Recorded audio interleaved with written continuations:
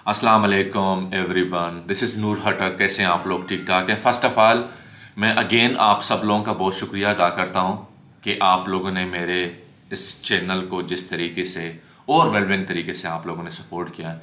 So thank you very much, बहुत बहुत शुक्रिया सबका। और जिन लोगों ने सजेशन दी है मुझे इसकी मज़ीद इम्प्रूवमेंट के लिए, सो मैं इन सबका शुक्रिया अदा करता हूँ। तो आज का जो हमारा टॉपिक है वो है दो कंट्रीज़ के कंपैरिजन। दो कंट्रीज कौन कौन सी हैं? दो कंट्रीज हैं पाकिस्तान और इंडिया। एक मुल्क जो कि 14 अगस्त 1947 को आज़ाद हुआ और एक कंट्री 15 अगस्त 1947 को आज़ाद हो गया।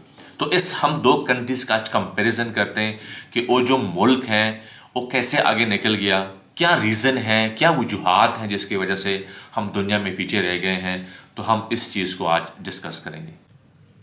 तो इस कंपैरिजन से मेरा सिर्फ मतलब ये है कि एक तो अंदाज़ा हो कि हम क्यों पीछे रह गए। मतलब इंडिया इतना आगे चला गया। अगर मैं आपको कुछ चीज़ इसकी बताऊं कि इस वक्त इंडिया के जो फॉरेन रिजर्व्स हैं वो है 670 बिलियन यूएस डॉलर। यानी इंडिया के पास जो पैसे पड़े हुए हैं, उनके बैंकों में जो रिजर्व्स पड़े हैं वो है 670 बिलियन रुपीज़। और पाकिस्तान के इस वक्त जो फॉरेन रिजर्व्स हैं वो है हमारे 3 बिलियन डॉलर। तो आप अंदाज़ा करें कि एक कंट्री इंडिया जिसके foreign reserve 670 billion US dollar पड़े हैं और एक कंट्री के पास 3 बिलियन यूएस डॉलर पड़े हैं। और डिफरेंस क्या है? सिर्फ एक दिन का डिफरेंस है। इंडिया पाकिस्तान 14 को हुआ था और इंडिया जो है 15 अगस्त को हुआ था। अगर मैं आपको मजीद थोड़ा सा कंपैरिजन करवाऊं इन दो कंट्रीज का, 2022 में जो आईटी का सेक्टर है इंडिया का, उनका जो एक्सपोर्ट था, सिर्फ एक सेक्टर की मैं बता रहा हूं इंडिया में, आईटी का जो सेक्टर था उनका, उसका जो एक्सपोर्ट था वो 150 बिलियन यूएस डॉलर था। और पाकिस्तान का 2022 में जो टोटल एक्सपोर्ट है, यानी हर एक चीज मिला के, including textile, including IT, everything, आप जो भी वेजिटेबल आप जब एक्सपोर्ट करते हैं, आप फ्रूट एक्सपोर्ट करते हैं पाकिस्तान से बाहर, या आप कॉटन एक्सपोर्ट करते हैं, तो इन सब का जो पाकिस्तान का जो ओवरऑल एक्सपोर्ट था 2022 का, पूरे साल का, वो था 31 बिलियन यूएस डॉलर। और इंडिया का सिर्फ एक सेक्टर का जो एक्सपोर्ट था आईटी का, it was 150 billion US dollar. अगर आपको मैं मजीद कंपैरिजन करवाऊं, इंडिया में इस वक्त फी दर्जन अंडे जो है ना वो 40 रुपए के, और पाकिस्तान में कितने के? 460 रुपीज के। इंडिया में इस वक्त 20 किलो का जो आटा मिलता है वो है 240 रुपीज का, और हमारे इस वक्त पाकिस्तान में जो 20 किलो का आटा है वो तकरीबन 3,000 रुपए का मिलता है। तो आप यहां से एक कंपैरिजन करें कि वो जो कंट्री है उसने कितना ग्रो किया हुआ है। यानी पाकिस्तान में इस वक्त अगर कोई बंदा 1 लाख तनख्वाह ले रहा है तो सर्वाइव नहीं कर सकता।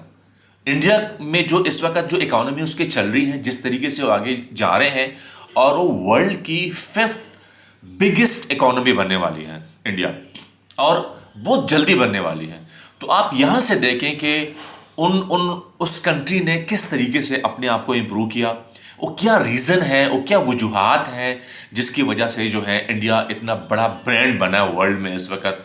अगर आप क्रिकेट में देखें तो क्रिकेट में आप आईपीएल देखें, और ओवरऑल अगर आप देखें तो आईसीसी जो है, जो इंटरनेशनल क्रिकेट काउंसिल है, उसको चलाता ही बीसीबी है, इंडिया चलाता है। इंडिया का क्रिकेट बोर्ड जो है उसको चलाता है। तो आप यहां से अंदाजा कर सकते हैं कि वो जो कंट्री है उसने किस तरीके से ग्रो किया है अपनी इकोनॉमी की। ऑल दो जो डिफरेंस है वो जस्ट एक दिन का है।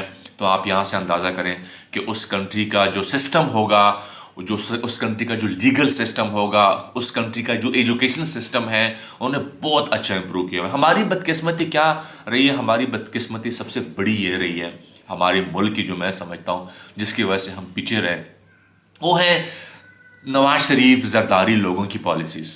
ठीक है, नवाज शरीफ जरदारी लोगों की जो पॉलिसीज हैं वो ये नहीं है कि कोई मतलब कंट्री ग्रो करें, ठीक है ना, कोई मुल्क में तरक्की हो, मुल्क में कोई बिजनेस आए। उन लोगों ने जो जो जनरेशन गुजरी है, क्योंकि ये लोग बहुत लॉन्ग टर्म इन्वेस्टमेंट करते हैं, तो इन लोगों की 3 चीज़ों के ऊपर उन लोगों ने इन्वेस्टमेंट की। 3 चीज़ें ऐसी हैं जिसकी वजह से जो है उन्होंने हमें ये चीज़ सिखाई हुई है। अगर आप सिंपली मैं अगर आपको वर्ड में सही तरीके से उसको प्रोनाउंस नहीं कर सकता, लेकिन मेरे ख्याल में तीन चीज़ें उन लोगों ने हमें जो है सिखाई हैं, जरदारी और नवाज शरीफ की जो पॉलिसीज़ है। क्योंकि ये लोग ना तो एजुकेटेड हैं, ना उनको ये पता है कि मुल्क की इज्जत क्या होती है या आपने ग्रो कैसे करना है, ना उनको पता है कि आईटी क्या होता है। मतलब नवाज शरीफ जरदारी को क्या पता कि आईटी मतलब किस तरीके से दुनिया किस तरीके से जा रही है, दुनिया किस तरीके से ग्रो कर रही है। मैं अगर थोड़ा सा मिसाल दे दूं, अभी चंद दिन पहले पीटीआई ने टिकटॉक के ऊपर जो है अपना एक जलसा किया। तो आप ये जो बाकी पार्टीज हैं ये इमेजिन नहीं कर, ये थिंकिंग इनकी इतनी नहीं है कि ये लोग इतना सोचें कि कोई टिकटॉक के ऊपर भी कोई जलसा कर सकता है। तो 9 मिलियन लोगों ने उन जलसे को देखा।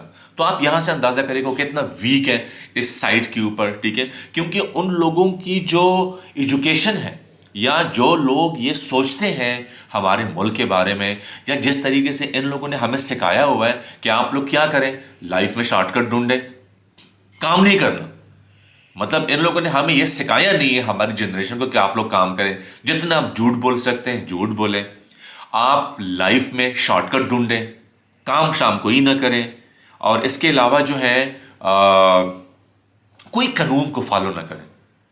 मतलब आप सिंपली देखें ना कि पाकिस्तान में इस वक्त अगर आप किसी छोटी सी मिसाल दे रहा हूं मैं आपको, अगर आप एक सिग्नल को क्रॉस करते हैं, रेड सिग्नल को, तो अगर आप किसी फॉरेन कंट्री में जाएं, गल्फ कंट्री में जाएं, हमारे यही लोग होते हैं जो कि वहाँ पे प्रॉपर कानून को फॉलो करते हैं। लेकिन पाकिस्तान में क्या होता है, लेकिन पाकिस्तान में हमें ये चीज़, जब हम रेड सिग्नल क्रॉस करते हैं तो जब पुलिस वाला आगे खड़ा होता है, तो पुलिस वाला जब रोकता है तो बंदा डायरेक्टली अपने जेब में हाथ डालता है। ये चीज़ हमारी जनरेशन को सिखाई गई है कि अगर जिस वक्त आप फंसे, जिस वक्त आपको निकलने का कोई रास्ता ना हो, ठीक है, तो कानून को तो आपने ऑलरेडी, क्योंकि फॉलो तो नहीं किया कानून को आपने, तो फिर आप क्या करें, अपने जेब में हाथ डालें, ठीक है, आराम से जेब में हाथ डालें और उसके हाथ में कुछ दे दो, तो फिर आप कानून से आगे निकल जाएंगे। तो ये चीज़ें हैं जो कि मैं समझता हूँ कि यही रीज़न है कि हमारा जो मुल्क है वो क्यों पीछे रहा।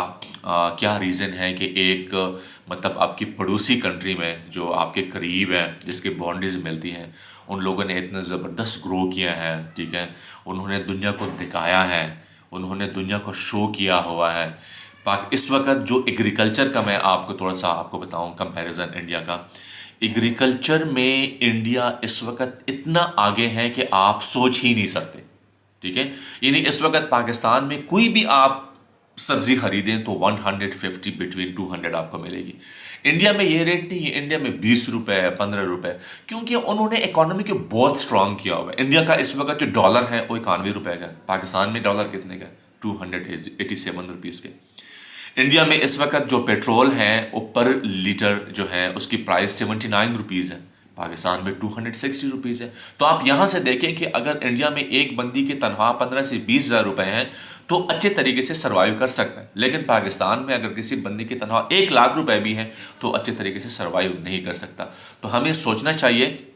और अभी जो कमिंग इलेक्शन आ रहा है 8 फरवरी को, तो इसमें मैं ये नहीं कहता कि आप लोग फलां पार्टी को वोट दें, फलां पार्टी, अभी आपकी अपने जो है आप खुद एनालिसिस करें, खुद आप देखें, आप खुद ऑब्जर्व करें। इस वक्त पूरा जो है सोशल मीडिया इस वक्त इतना छाया हुआ है पूरे पाकिस्तान में, इतने ज़्यादा सब्सक्राइबर हैं हमारे उसके 4G के और 3G के, कि बंदा खुद एनालिसिस कर सकता है कि मेरे लिए कौन सी पार्टी जो है बेहतर है।